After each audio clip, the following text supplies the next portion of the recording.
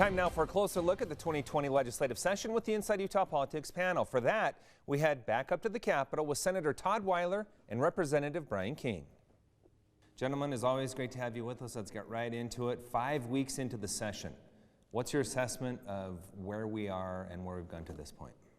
Well, you know, we had budget issues the first little while and associated with tax reform and tax reform being repealed. And I think that's still reverberated through the session. I think that there's still questions and issues about how we're going to take limited money, especially in the general fund, which is primarily funded through sales tax, and how we're going to allocate that to the many worthy programs that are asking for more money and new initiatives, and it's going to be a challenge.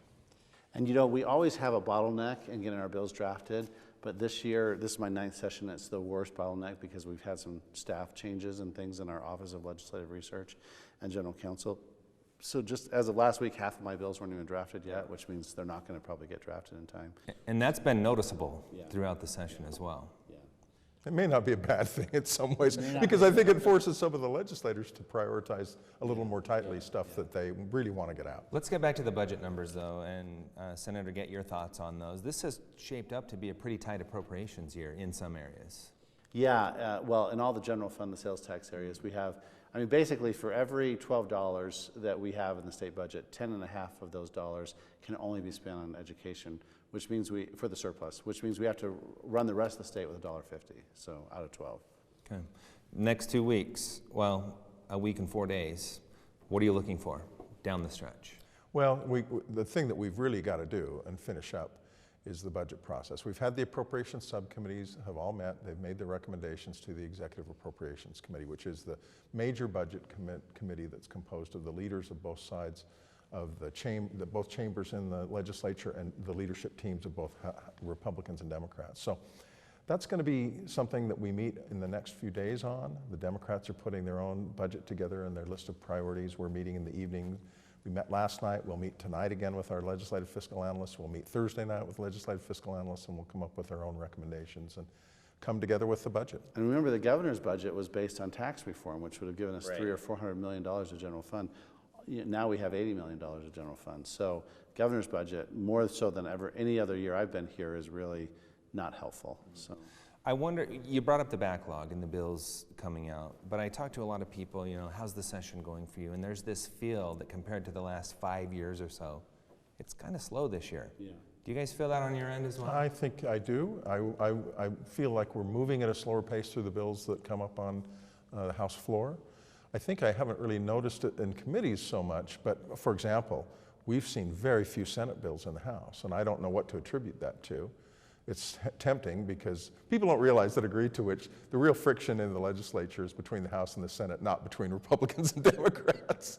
But so I'll resist taking a shot at my colleagues over in the Senate. Well, day 2 of this legislative session, we repealed tax reform, which we spent the last 9 months working on. So yeah, this session started with a kind of a black cloud, because although people were cheering, you know, the sales tax on food going away, tax reform was designed to try to alleviate a problem, and that problem remains, and that's why we don't have any general fund, very much general fund surplus to spend. Let's move on to a couple of specific items that are gaining some attention. Let's turn to Proposition 4. There's talk of modifying it through Senator Bramble's bill, or he even admits someone might try to substitute it and repeal it altogether.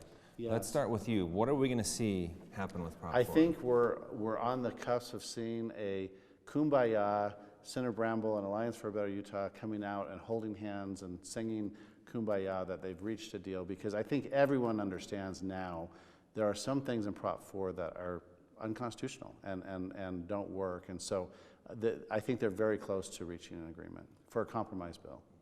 I don't know that I'd agree that everybody understands there's some things that are clearly unconstitutional, but I think what everybody understands is the political reality is that the votes are there. If the Republicans in the legislature choose to vote to repeal Prop 4, the votes could very easily, if not likely, be there. And that's something that Prop 4 proponents want to avoid. So there's an impetus, there's a feeling of a need to compromise on issues that are non-essential to get to something. It's the old idea that half a loaf is better than nothing at all. And so I hope that they can get to the kind of compromise that the senator talks about.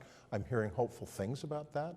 We still have to wait and see the final product. And I wouldn't vote to repeal Prop 4 because it passed in my district. Same with Prop 3. I did not vote to repeal that last year because it passed my district. But the things about Prop 4 that bother me the most is they said they're going to steal some of our legislative attorneys and weaponize them against us. That's a clear conflict of interest.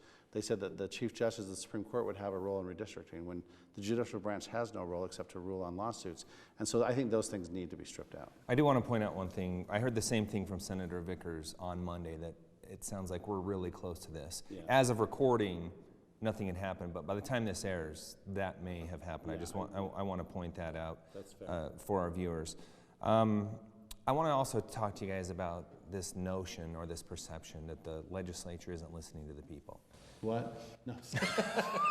Touche. Perfect. I heard you loud and clear, Glenn. That was awesome. What about that, though? Do we run a risk messing with Prop 4 at all, of going to that? Well, tax reform, both propositions? Yeah, so let me just put it in context. The people voted for medical marijuana. It's going to be for sale in April, so they're getting that. They voted for Medicaid expansion. We have full Medicaid expansion. They voted for an independent commission. I believe we'll have an independent commission. And so I think a certain segment of the public is jilted and they're angry at the legislature. I respect that. I think that segment has grown over the past 2 or 3 years.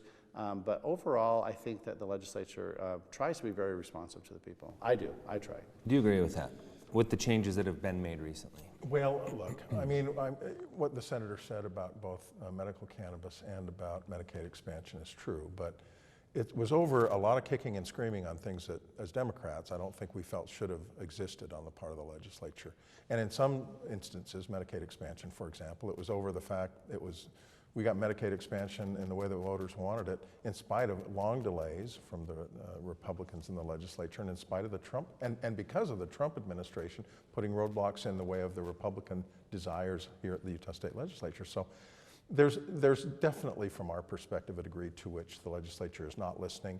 But in the end, I think that you are likely to get, by way of a compromise, an independent commission that's better than what we had before. Okay. You know, what people don't realize is these propositions are written by lobbyists. Prop 3 had several lobbyist poison pills in there with automatic huge increases for hospital reimbursements, things that people didn't realize they were voting for. Okay, we have about a minute left, so I want to get to one other issue real quick. I'd like to stay on that, but I want to get to this one. When Senator Romney voted to impeach the president, we saw a major reaction here in the state legislature. We saw a censure resolution come out. Recall U.S. Senator actually happened before that, but along those lines.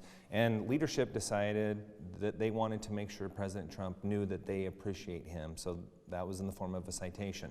Your thoughts on how all that played out this session? Well, the problem from our perspective, of course, is that the citation that was issued, signed by the President and the Speaker, purported to speak on behalf of all legislators. It was not run by us as Democrats. It was not voted on in either chamber. I found out about that citation on Twitter. So we issued our own statement.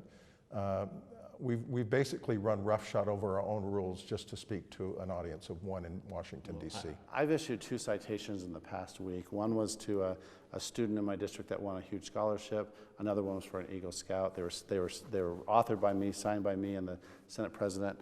And again, that might look like it's from the whole Senate, but this is how citations are done. And this is done, they don't go to committee, they're not debated on the floor. Okay, I'm going to have to end it on that note. Great conversation. Always glad to have you guys on the show.